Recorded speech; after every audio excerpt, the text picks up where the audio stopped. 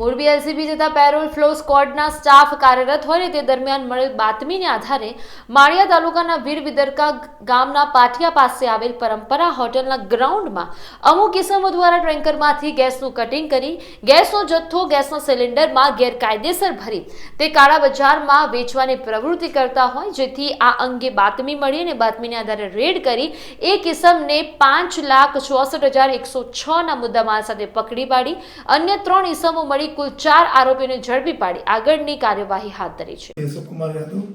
અને મોરબી એસપી શ્રી રાહુલ ત્રિપાઠીની સતત સૂચના હેઠળ મોરબી એલસીબી પીઆઈ મયંક પંડ્યાને કામગીરી સોંપવામાં આવેલ કે ચોરી છુપીથી અનધિકૃત જે ચોરીઓ થઈ રહી છે અને કેટલાક ગંભીર જોખમકારક ઘટનાઓ બનાવોને અંજામ આપી રહ્યા છે એવા ઇસમો ઉપર કડક કાર્યવાહી કરવાની. આ અન્વયે પેટ્રોલિંગમાં હતા ત્યારે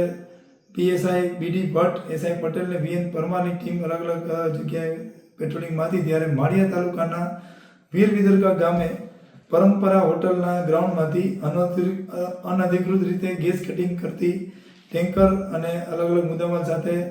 એક ઇસમને કુલ 56,40,000 મુદ્દામાલથી ક્રાઇમ બ્રાન્ચ મોરબીએ પકડી પાડેલ છે. આ કામે કુલ 4 આરોપીઓ સંકળાયેલા હતા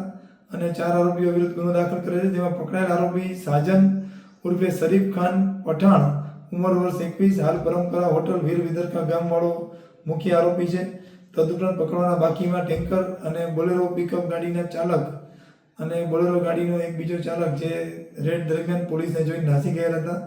આ કામે મુદ્દામાલ કબજે કરવામાં આવ્યો છે, જેમાં ગેસ ટેન્કર, ગેસ ભરેલા સિલિન્ડર, બોલેરો ગાડી, ગેસ ભરેલા ખાલી સિલિન્ડર ગેસના અને એન્ડ્રોઇડ મોબાઈલ ફોન અને ઇલેક્ટ્રોનિક વજન કાંટો અને રબર વાલ્વ.